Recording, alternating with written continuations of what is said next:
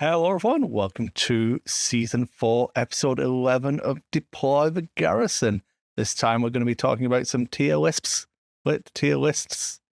What is it? Our tier list? Lists? Tier list? lists. Plural? Yeah. The plural of tier list? Yeah. Yeah. a list, multiple lists which are tiered. We're going to make a list of tier lists. No. So our main topic A list of lists is going to be a little bit different to what you might expect. We're not actually going to do a tier list in this episode. We have some extra content planned, which is going to be some tier lists. We're going to discuss what we're doing for that, how we're doing it, why we're doing it this way in the main topic. So, it sounds strange. It should be entertaining. Bear with us. I promise we're going to make it fun. But yeah, we'll just call each other idiots and things like that. Have a good old-fashioned brawl over the internet. So that's the plan for this episode. And then obviously we have our officer's mess, in which I've done a bunch of painting of some English Civil War. Great for Legion. It stands in for English Civil War. I don't know. It counts as nothing. I don't know. Just use it as backdrop in terrain. I don't know. But yeah, I've been painting a bunch, but unfortunately haven't done any Legion stuff. So Alan's going to carry this one. I hope. Oh, probably. I mean, I can't say I've been painting anything. I've been incredibly just tired and busy after work. And so I've gotten games in, but I have not done any hobbying. I'm a bad keeping up on the hobby. That's why together, Alan, we make one competent, Legion player, hobbyist kind of. Yeah, okay. Together, we're a good team. I'll paint stuff. You play Legion, and then eventually, we'll might both do something. Oh, well. I've got 2 games from the Summer League that we continued. So I've got my bonus round. So we had kind of an odd number for each week. And so I just wanted, because we have different levels, I did do pairings, just so we have pairings at each level. So at 600, 800,000. But that leaves one person with quote buy each week, and so I just told everybody and said, hey, if we take everybody who got a buy and just pair them up with other people, then everybody effectively plays everyone else, and it becomes a round robin, just more structured. So everybody has a quote bonus game to get to that round robin state as far as pairings and making sure everybody plays everybody. So I had my bonus game that I played down at 600. So now I have 2 at each level. Played against Jack's brother, Charlie. So one of the other young men that are playing. And he was playing clones, Yoda clones. We had talked offline thinking I was expecting Bad Batch and like a commander or something else, but nope, it was Yoda, 2 ARC troopers, 2 shotgun impact grenade clone troopers, and then Delta squad. So 6 acts. And I was playing my Vader double dues that I don't remember if we talked about it on the cast or off the cast, but I have Vader with burst of speed saber throw, snow troopers with the flamethrower and big squad, Imperial march and impact grenades, 2 riots, march and KX, and then 2 dewbacks with tenacity and the range 4 gun. And boy, it was a game. I pushed my models forward and we did melee things. Commandos are not a fan of melee things. Oh, just weird. no shields, no armor. Dewbacks chew them up real good. So I just kind of flanked my two Dewbacks, one on one side, one on the other. One Dewback and Riot Squad kind of went after Delta Squad, chewed them up, spat them out, and then the rest of his army basically dogpiled my other one as they went around the other side. And then Vader jumped in because Vader does Vader things, and boy, Vader is a monster when you can't get away from him on a small table like that. Just a monster. Yeah, I think it was a shutout. It was like something 12 or 13-0. There were just some mistakes, and then dice went my way, and it unfortunately was a rout. Yeah. But it was a good learning opportunity. It's like, hey, okay, when you're, we stepped through the game afterwards, being like, okay, obvious mistake. Yeah, you don't put the commandos up like this. He had jumped one of his arcs up onto a building that was basically in the middle. He had done it in such a way that most of the unit was back, so I couldn't shoot up from the ground because it's a height 2 building. So I could only do like one wound at a time, but it's also the only thing my army could see. And so I just kind of plinked at it for the first turn, and chewed through one arc squad before they really engaged. So, two of the things, he was learning. One was, okay, don't rush forward with Delta Squad, especially against a melee army. But also, he put his complete the mission token on the opposite side that he started on. Because there's a firing lane. He went on the opposite side because he wanted to shoot at my big squad or one of my dewbacks. I don't remember. He was shooting at something that he really wanted to hit with that. No, it was my big squad. They had a dodge and everything. And he wanted to shoot him with the sniper rifles on the snowtroopers. And so we talked about ways that could have made that go better. Not pushing forward too quickly, not exposing yourself when you don't need to, things like that. Just good fundamentals. So it's a good learning opportunity. He's not going to forget anytime soon. But my second game, I played against Cal, and I played the list that we developed. And that's the Moff Gideon with Dark Troopers version of the double ats, and it ended up being a reasonably close game, but I played poorly in some instances, and then dice also made it really hard to dig out of the hole. But I went for the greedy play of playing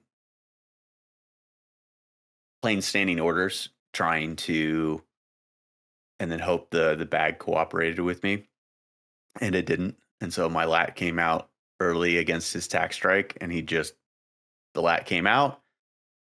I hid the snow troopers back because I didn't want them to get shot, and then Iden came out, Inferno Squad came out, the Special Forces came out and just burned a lat to the ground in turn 1.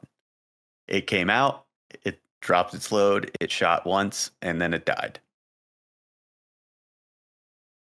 Well, I mean, they have a lot of tools to kind of help get rid of a lat, so it was probably not the best anyway. Not a great idea.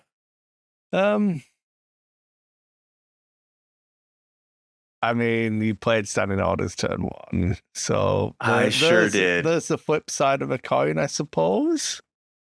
Right. Yeah, this is an example where I shouldn't have played that. And I think I'm going to try the list one more time, but I'm going to switch out coordinated fire for assault, and then I'm just going to play assault round 1. I think is the plan. Because then you can just put it onto a lats. Then I could put the 2 orders on a lats, and then put the 3rd order on Gideon, and then entourage. Because I chose not to entourage my first order. That way I could burn 2 of the 4 heavy tokens moving the dark troopers. Because if they already have an order and you pull another heavy, you can't order them because they can't have you don't have more than 1 token. And so I wanted them to not have a token. That way I could burn 2, and then I have improvised. So in theory, I still had to bring them out. I still had to bring them out early. So what was his activation? His was 9. So I did have some activations afterwards, but yes, he has. Let's go over that real quick. So he has Iden with a bunch of toys. So Underworld Connection, Seize Initiative, Prepared Supplies, the ID-10, and Offensive Push. And then kitted out pair of Mandos in Din Djarin and Boba Fett. They both had their flamethrowers, up close and personal. Prepared supplies on Boba, a spear and jetpack on Din. Just kitted out Mandos. And then the Inferno Squad, which was kitted out, a Death Trooper kitted out, and a regular Imperial Special Forces kitted out. And then we have 1 unit of Shore Troopers with Dug-In, Extra Guy, and Heavy. And then 2 units of Snows with Ion, Extra Guy, and Imperial March. So 9 activations of tankiness. I mean, that list seems really fragile. It sure seems that way, but it's, sometimes Mando saves just be Mando saves, and they are absolutely on the entire game. And what mission was this one again? Sorry, it is shifting priorities, and then the secondary was surface scan. And then he had fortified, I had cunning. Our initial flips were both advanced intel, and of course we immediately got rid of each other's advanced intels. I don't like shifting priorities for your list for a start. I don't. So I rolled blue player, and it was his last flip. We went from close the pocket to. So I didn't have a choice. Yeah. I was blue player, and he said, "Cool, I get last veto," and we went from close the pocket into shifting. Yeah. So what did he play for his order turn? What did he go standing orders as well? Tax strike. Oh yeah, you said yeah. Yeah. So he would have had his orders on Iden and Inferno from Tax Strike. So you get Iden, Inferno, and the other. The other Stretch Forces. Yeah, exactly. So do you want to maximize your marksmanship? Yep. And he did. So he had control over what he wanted to bring on after you. So.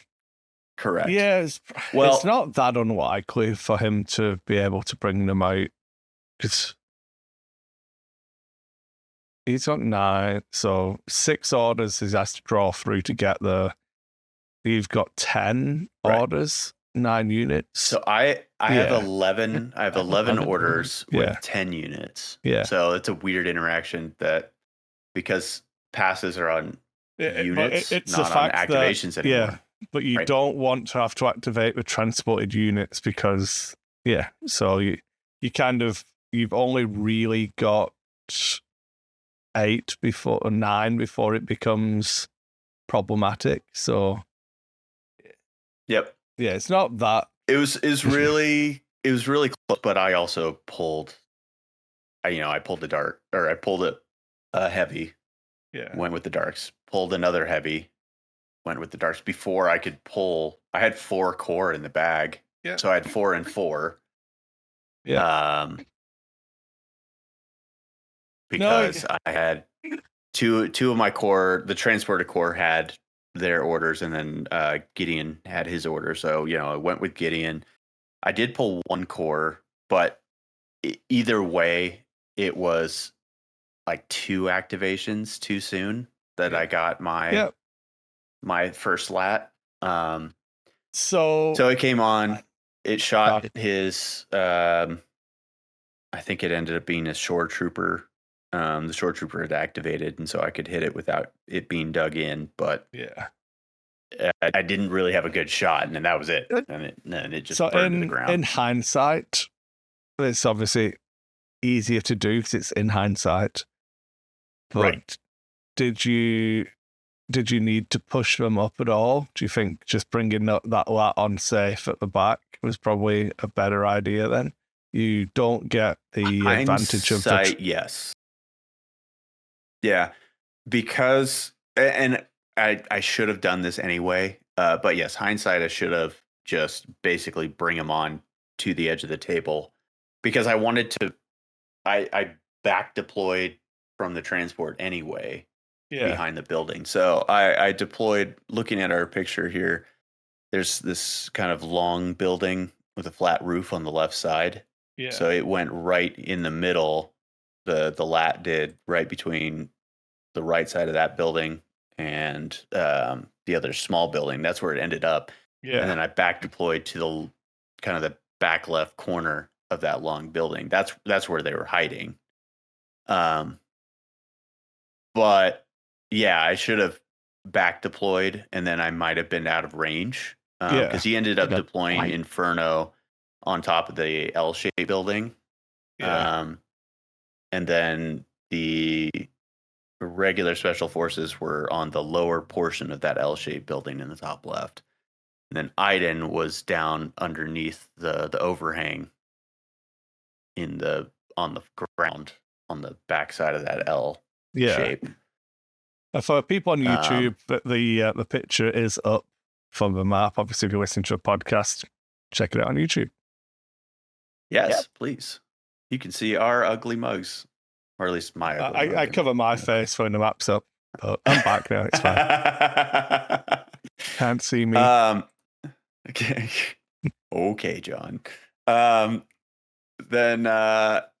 yeah, so lat came out too soon, and that was probably my big mistake, not having the lat. It was mostly balanced out by him sending Din to his far left flank, so my right side, to work on keeping that point. So Din only interacted with the rest of the army once or twice, so it kind of evened out in that way, but also not really. And then I wanted to get rid of Boba, just because he was right in the middle, and I wanted to try and lock down the middle. He deployed behind that big post tower on the second level. That's where he ended up, and then he swung around, came down to that middle POI, coming around from the right side. But my second lat came on. You can see I've got another picture where he's shooting around the tower. You see Boba at the base of the tower with he's shooting there. Dark troopers are shooting at him, and he just saves everything for the first 2 turns. Like, did not drop a single one. The only time he dropped and took a wound is when he dropped down to the ground and Gideon took a shot. He rolled the extra die for impervious, because Gideon's pistol has pierce. Yeah. And he got a blank on the impervious die, so I was able to pierce 1. So the first 12 dice he took, and that's 12 dice after cover, after his dodges, after everything. He took 1 wound. It was north of 20 hits after cover and dodges, and he was still alive at the end of the game. And so it's just like, ugh. But he lived way longer than he should have on average, but that means that I had to deal with him and continue putting fire into him. Like the dark troopers had to shoot him 3 or 4 times. Still didn't bring him down. And so that middle point, I lost a couple of times where it tied up. I'm hesitant to say this, but I feel like you shoot everything at the special forces in Iden and let Bubba be Bubba.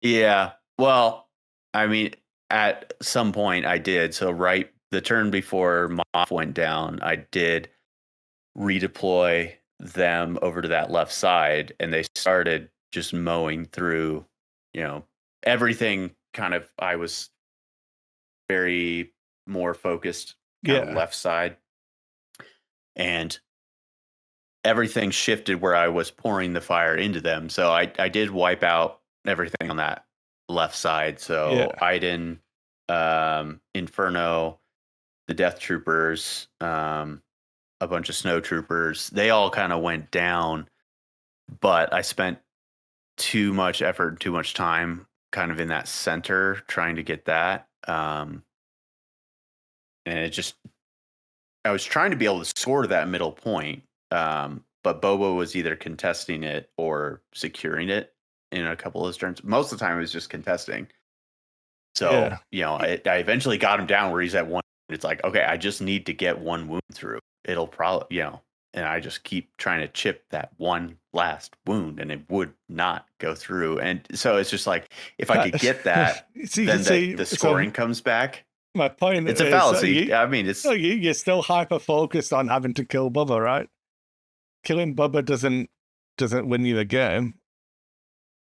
Scoring the points in this case wins you a game. Right. And that's the point of me trying to kill Boba, is because I had people on that middle point. I was already locking down the left side. Yeah, so that's true. Like I was already scoring everything I could. Right. I shot his carrier, and I got the 2-point bonus for the secondary. Yeah. But there got to a point where the secondary wasn't in effect anymore. But so I was locking down those points for the most part. Occasionally we would tie on the other ones. And so the point of contention was that middle point where Boba was on. So I still had to kill him in order to push the points forward. I don't know. To a certain extent. The lats can fly over him and go and can so if both lats are alive, you can fly them over. If they're both alive, they just go to the left and do their own thing. No, if you're saying that you put weight on the left and claim those, right? So then, that's the right. Because all you have to do is contest 2, and then he can only score 1, and then you're increasing your lead by 1 point every turn. Yeah. No, that's a fair point. I mean, if I sent the lats over to the right instead, then because he only had Din on that side, but you get into if I start deploying right, he starts spreading out as well, and then there's a lot of who knows. But I'll accept that I made some strategic errors here for sure. But then the dice didn't help. I'm trying to get to a takeaway that we can kind of explain to the listeners why I'm. So a single model with a Mando save, especially if you look at that table again, there's so much big lines that it's easy to do Pythagoras with and cut out line of sight arcs. It's very hard to focus fire on that single model because it's really easy to hide. He's got the jump. He's got the jump pack. But it's fast. Well, he wasn't hiding. But yes, I see what you're saying. Sorry.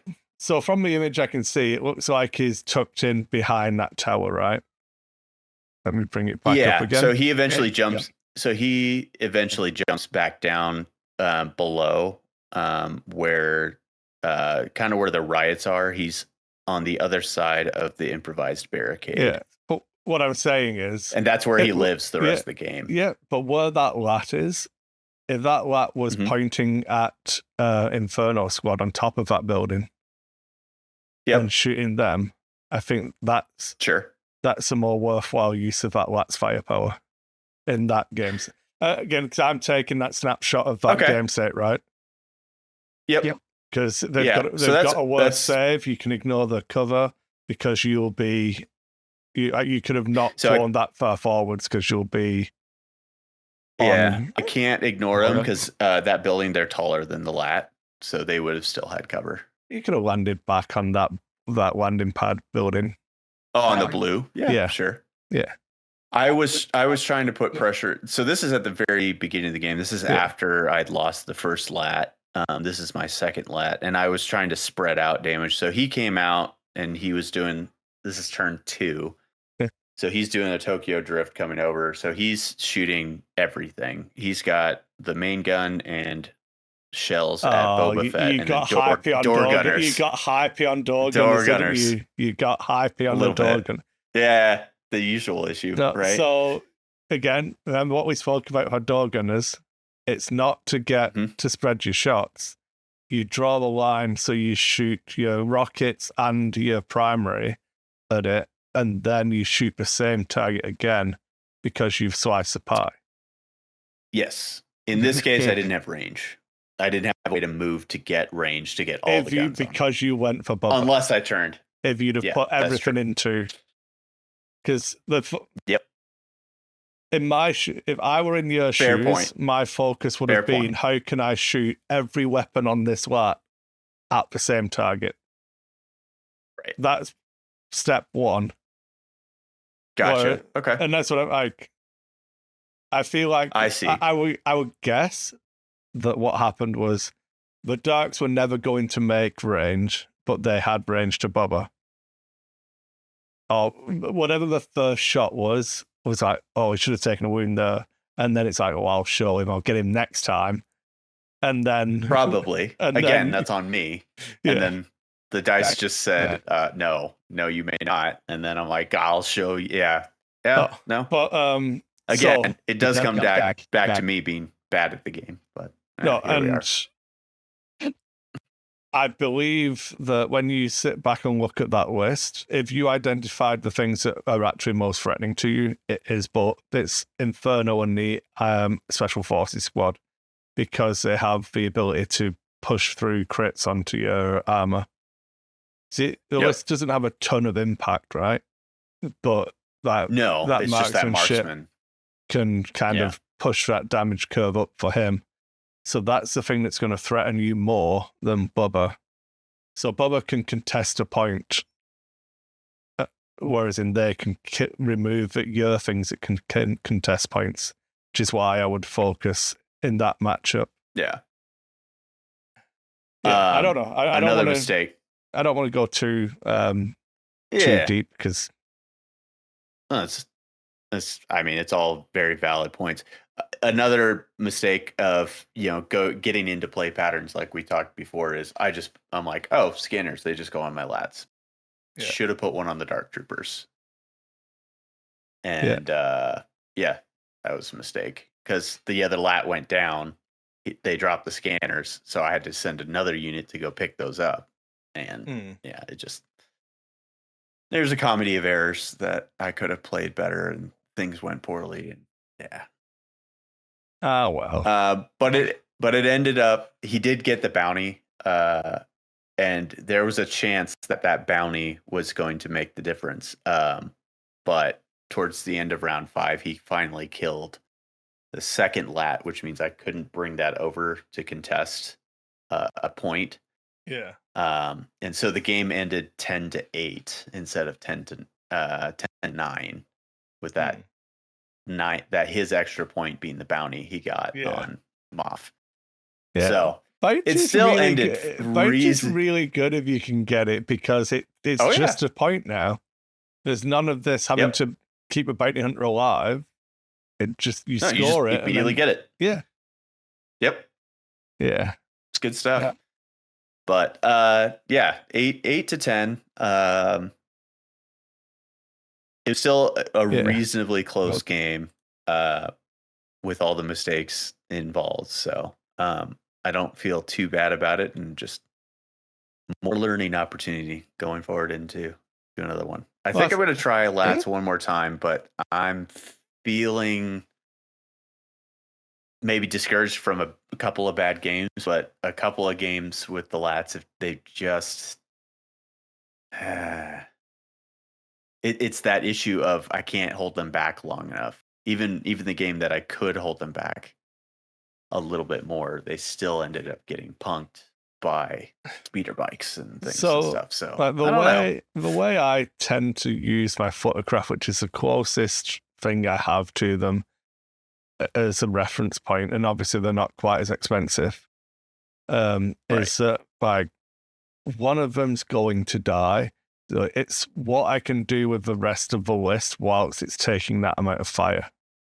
Because Sure. whatever Iden, Inferno, and Special Forces shoot on that tack strike turn is probably going down.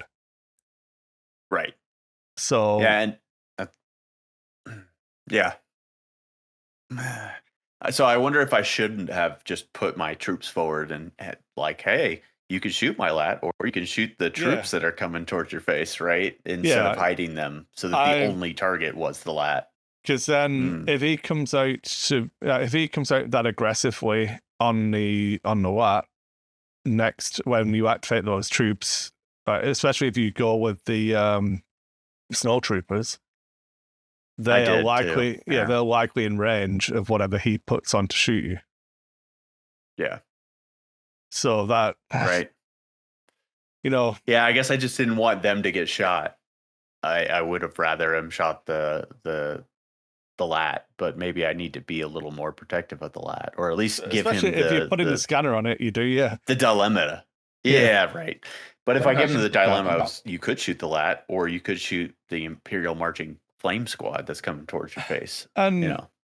I do think it's a different type of list to what you're used to in that it's got a lot Sure. of firepower, but it doesn't have like the ATSTs are designed to, you're not hiding them.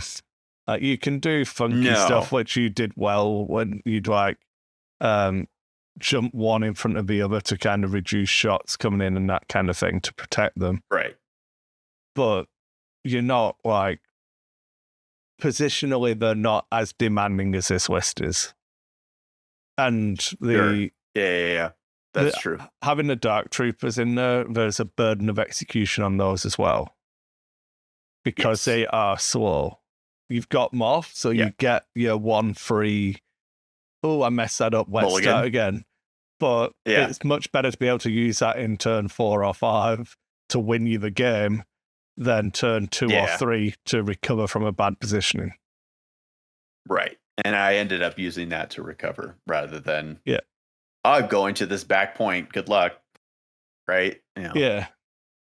Yeah. So I do think it's worth another go, as you said. Of Oh, I'm definitely going again, but uh, I'm just starting to feel maybe the lats still aren't quite where they need to be, or I'm not where I need to be to use them effectively. We should bug Evan, see what he no, says about so lats. this is going to sound odd, but from memory, we had to cut lots of different things to get you door gunners and rockets on both of them. Too Yeah, bad in yeah. this list, but And I would be tempted to maybe trim them down somewhere, whether that is losing door gunners or losing the rocket or doing, changing something around so that they become primarily there to get you those units up the table rather than being the thing you're relying on to do as much damage and kind of spreading that love into more of a list somewhere else, maybe. Yeah, I yeah, I'll don't have know. to take another look at that. It's hard in this. Like, you ended up taking the frag launcher as well, right? Rather than the Myrtleizer. I did, yeah, and Yeah. I could move some upgrades around that I definitely appreciated having the frag launcher. Oh yeah, it's Um, great. yeah, yeah, I didn't really miss the in this game. I didn't miss the upgrades that I cut because I got rid of 2 environmental gear and then inspiring presence on Moth. Yeah. So. Yeah, I suppose. I mean, it's one game, right? It's not really a sample size. Oh. Well, it's 3 games with lats, lats and transporting melee threats. If it's not I'm starting to see where. if it's not 1,000 points, it don't count. Okay, all right. Well, then 1 game so far. We'll keep pushing it and see. I'm not being glib with that. My reason for saying that is because you saw this game because you've been playing 600 points with 2 lats. Right? Oh no, 800 points with 2 lats, right? Yeah, 800 with 2 lats. Yeah, that's 200 extra points of stuff that can kill a lat. Is what's been added on. Yes. So how risky and adventurous you can be with them is directly impacted by the fact that your opponent has got 200 more points to counter them. Okay. So I'm playing them. I'm falling into my old habits of being too aggressive. Yeah, because in 800 points, there's less stuff that can kill a lot. Because you still have to take your commander, you still have to take your cart. So your anti-lat tooling is. No, I see what you're saying. Okay. All right. Well, I mean, I don't know. I'm just having thoughts about where a lat would show up on some sort of list, I suppose. I don't know. I mean, we've done enough on the officer's mess, so we can kind of move on to the main topic now. It's fine.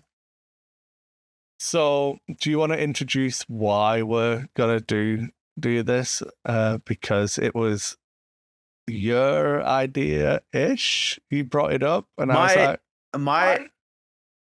So, one of my locals, Jack, asked, "Hey, can you guys do a tier list of stuff? What unit should we do?" There's been a lot of people that have done tier lists already, so I pointed him to other people that I thought did reasonably good jobs of tier lists, and it's like, we probably won't cover that because we don't usually like to cover the same things that everybody else is covering. Being hipster or whatever you want to call it, it's just like, I mean, I guess if people want our opinions, sure, but our opinions are not necessarily great. Obviously, like I have opinions on things that are generally considered on their face wrong. But everybody does. Everybody does. So I brought it up to you. It's like, well, like I've already pointed them to this, but he's really insistent. I want to hear your guys' tier list. It's like, okay, so what? Bouncing back with Chris, it's like, what can we do to make this different? And then my thought was just, okay, rather than let's rank all the commanders or it's been done to death in my opinion. Even in 2.6 with the redo, people redoing their tier list now that we're in 2nd edition of Legion. What if we do tier list for a particular role? So you have a role that you need filled in your army. What are good options for that? Not necessarily like ranked by faction, but by role. So for example, there's terms of beat stick, gunline units, melee units, utility units, support units, like specifically support rather than utility, scalpel units, tanky units. So we were kind of thinking about like play styles that you might have, and like, but so one thing I was kind of thinking about in this conversation was like, well, Alan really likes heavy armored pieces, so like if someone wanted to make a list that was like focus on armor, you can look at it from, what gives you a more? I'll just play Tempest Force. But then like maybe when we look at them in isolation, the saber tank, like 2 sabers might just be better than 3 ATSTs. Right.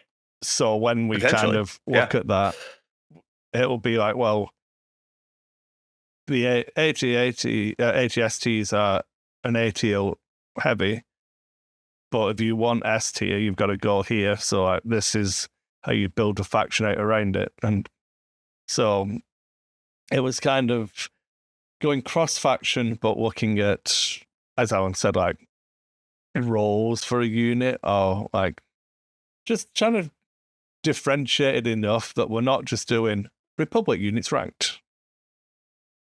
Right. Like, or core units ranked. Yeah, or command operative units ranked. Yeah. Command cards ranked. Like, right. So the problem we ran into then was we'd have terms that we didn't agree on. So like, what is an Alpha Strike unit?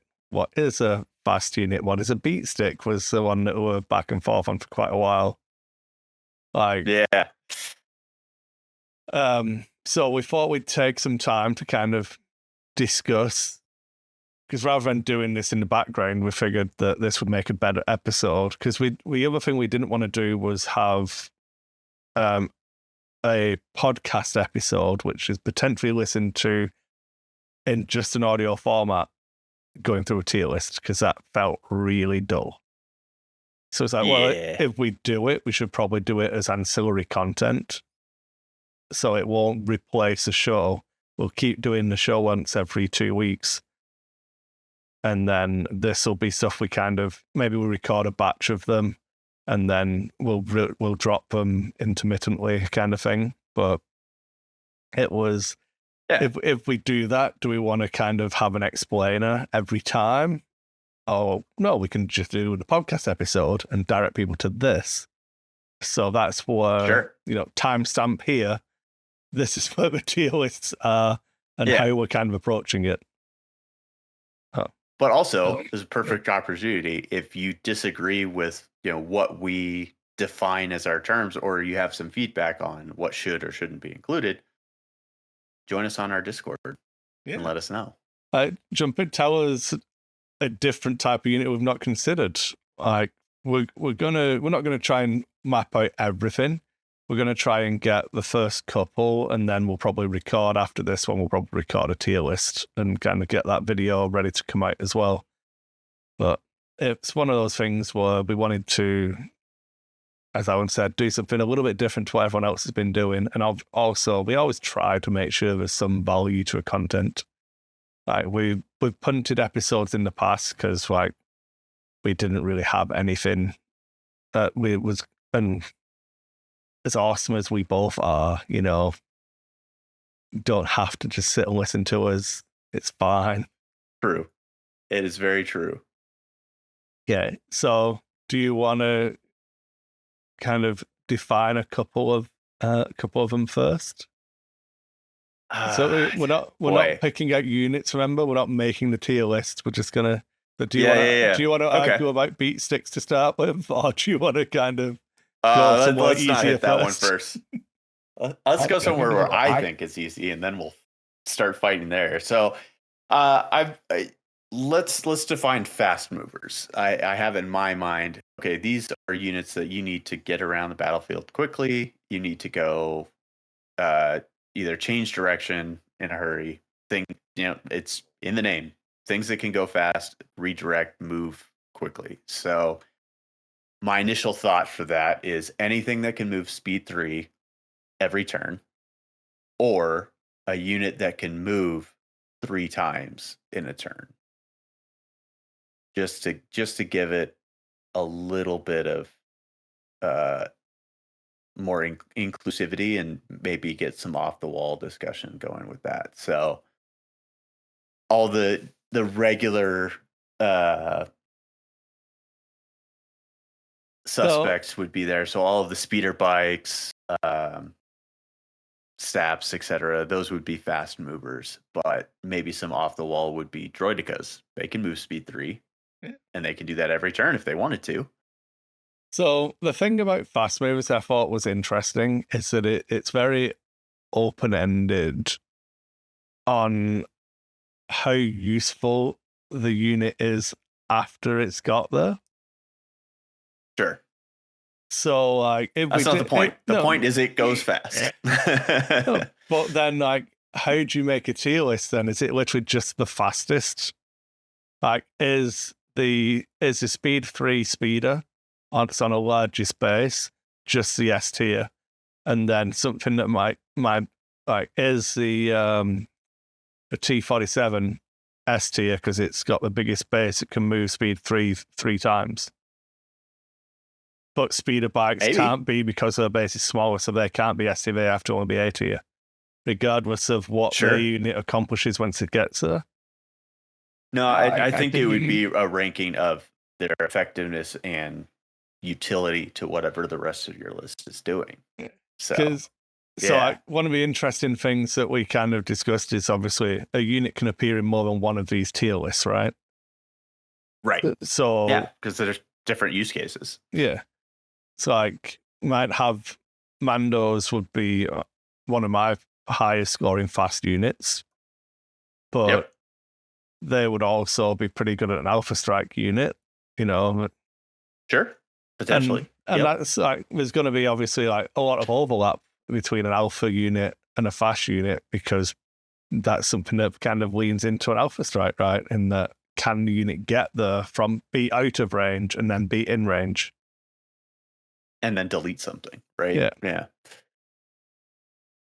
Oh, yeah, I think fast movers is interesting because it's really easy to put something like SAPs in really high, but like, what do they actually do other than move? But if the only criteria is can they move, then they're good. Sure. Well, the criteria for being ranked is can they move? Like this is the floor.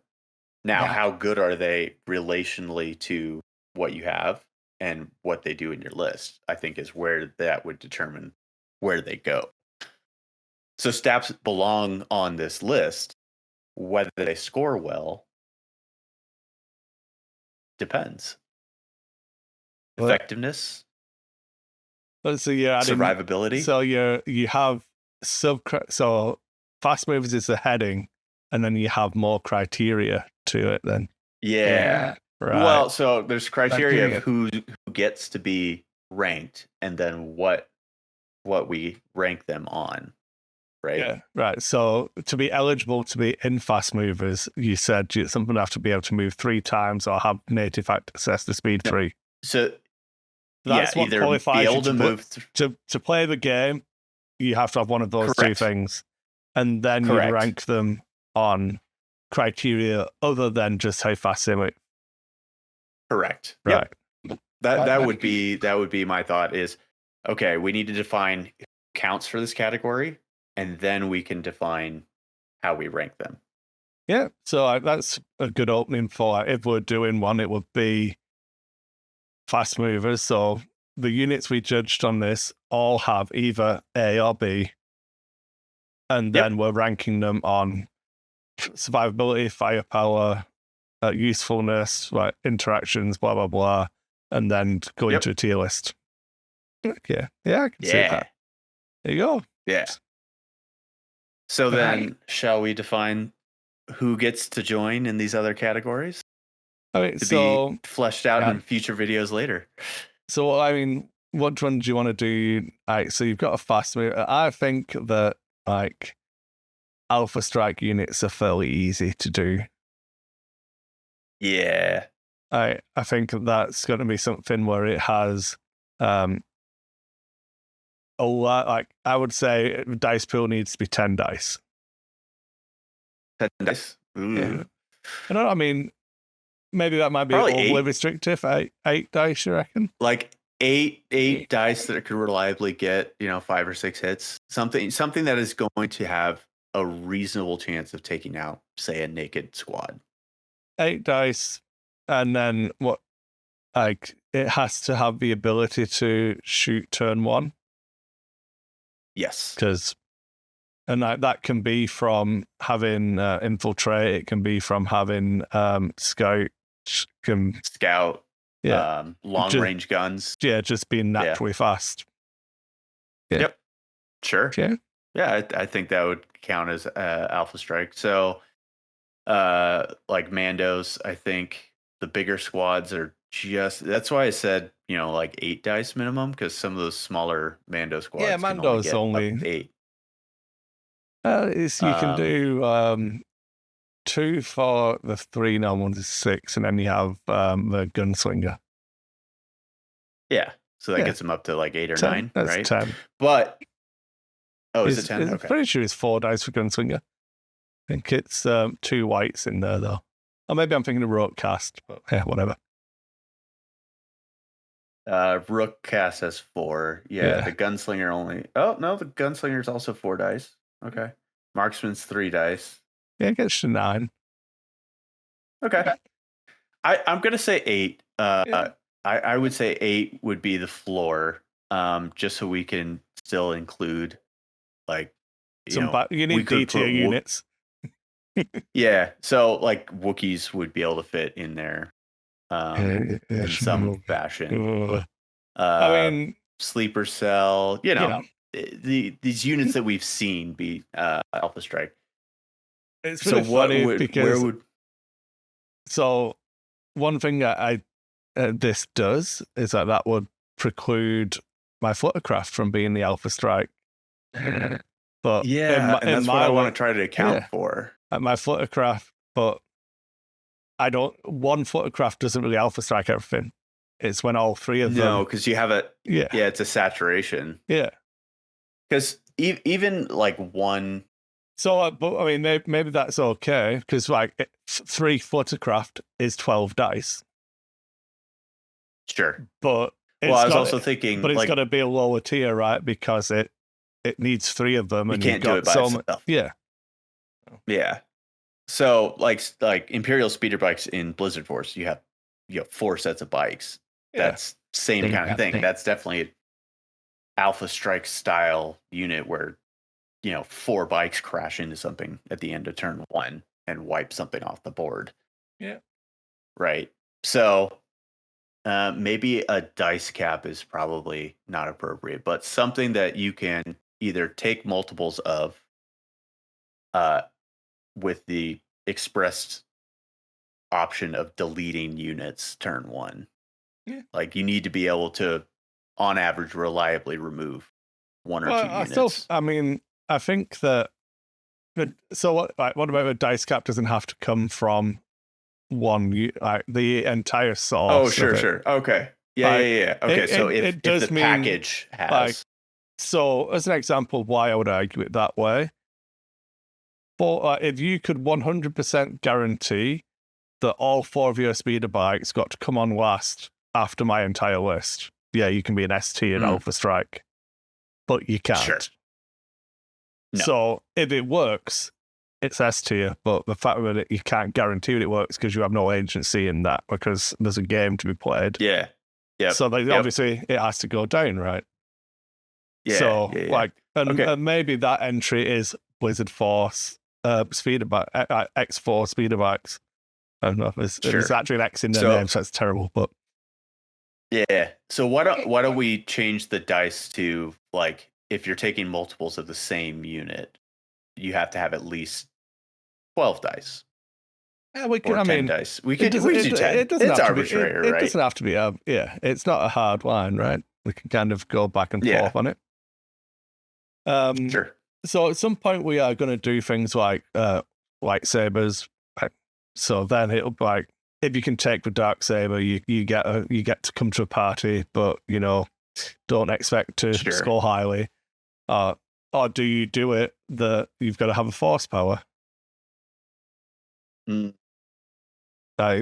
that's why I kind of like the idea. Does Gideon get to play? Yeah. Well, that's why I like the idea of beat stick, and I wanted to define beat stick versus melee, because there's melee centric units. Yeah.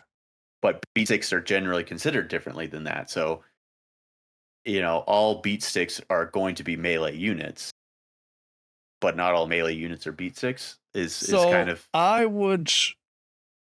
I disagree, because I think we're coming at this from different places. To me, I would have a beat stick being something that once I've put it where it needs to be, the mental load goes down to 0 because that is just going to do what it's supposed to do. I don't care how it's doing that thing. So, like, Bad Batch for me is a beat stick. Once I deliver Bad Batch to the place it needs to be, and it's got its cover, and there's that range 2 bubble around it, that if anything is there, it's just going to get pummeled. Gotcha. Because Okay. I don't like, I put them there and I don't need to worry about them anymore. Because it's going to do the damage, it's going to take his punches, they're not easy to kill. You know, like Vader in combat, I'm done, whatever. It's a monster. Yeah, I can take the punches back, I can deal it out. I don't have to put any mental. Yeah, you've got your force push, or you've got your I'm going to force choke. You've got things you can do to make it better, but the primary thing for me for a beat stick is once I've delivered it to where it needs to be, it just works. Sure. Okay. So, like, you can have your ATST with its mortar just sit at range 4 and be a beat stick. Yeah. I'm going to aim and shoot every turn because this thing is done. I'm checked out on this now. And yeah, it might not be a good beat stick, but it fulfills that criteria. Gotcha. Yeah, I think traditionally beat stick is it is a single model unit with a reasonable melee. Like that's a very, very much more narrow view of a beat stick. So like a Wookiee chieftain's a beat stick. You know, Anakin, Vader, Obi-Wan, those are all beat sticks. So I mean, if we use your some are better for, beat sticks than others. Yeah, so we could use your definition of beat stick, and then for my thing, we could do something like a fire and forget unit. I like that better. Yeah, as a let's see like a cruise missile unit. Yeah, it just you fire it, it does its thing, and then when it dies, and hopefully it blew up enough things. Yeah. Goes. Okay. Because then you get stuff like obviously we'll have melee units as a general category, but like a Dewback's a decent cruise missile, right? Just spur it on, it'll get there and do its thing. Well, also, arguably it's a beat stick. It's a single model unit with a good melee profile. Yeah. But we could rank them both, and maybe it's a better cruise missile than it is a beat stick. And then we can. It kind of comes into I want to say the turn 0 planning that you kind of go through of trying to minimize mental load as well. Having units that might only rank as a B tier beat stick, but it's an S tier like fire and forget. It's if you want some stuff that's gonna make your life easier. I feel like once we've done 1 million of these, it'll be like, oh, which units actually have the most overlap? And then there's like tier lists within our tier lists that come out. Interesting. Yeah. Ranking the rankings. Yeah. Okay. Yeah. All right. Well, that seems like a good enough overview. Yeah. I like that. So let's see. Do we want to define each of these, or just that's our rubric, and we can define a term at the beginning of the video? Yeah, it's kind of giving out the overarching idea behind what our tier lists are, why they're different to other people's tier lists, what value we're trying to put out there. Of like, if you want something to do this thing, these are the units that can do it. So either if you're fixed on if your faction's already locked in, find the best one on the list. If you just want a list that does this thing, pick the faction that matches the, you know what I mean? Yeah, I got you. Sure. But yeah, I think that kind of rounds out the episode. Be under an hour for this one, it'd be great. Yeah. We're winning. Yeah, like I said, we would love it if you join the Discord. Give us your thoughts on any of these tier lists that we're planning on doing. We'll try and get one recorded today. This episode is late because we punted last week. to be able to have more time to kind of prep. And we actually added an extra secret channel to a Discord to start kind of planning and doing a bunch of stuff. So we're putting a bit more work into this than we normally do. So hopefully we'll make up for the delayed content with a push of content and kind of go from there. So, yeah. Anything to add before we call it a night? No, I think that about covers it. Thanks for joining us, folks, and don't be blind. Deploy the Garrison.